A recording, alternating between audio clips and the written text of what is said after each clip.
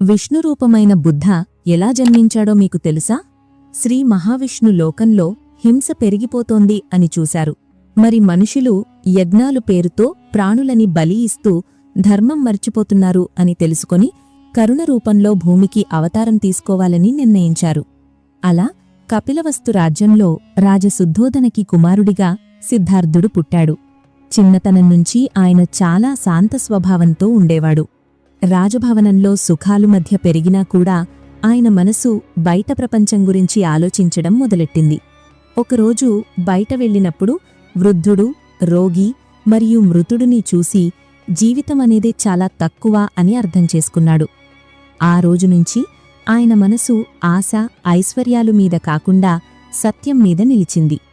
రాత్రి సమయంలో తన భార్య యశోధర మరియు తన పిల్లలిని చూసి కూడా లోకం కోసం తన సుఖాన్ని త్యాగం చేసి రాజ్యం వదిలి వెళ్ళిపోయాడు. ఆయన చాలా సంవత్సరాలు తపస్సు చేసి కష్టాలనుభవించాడు.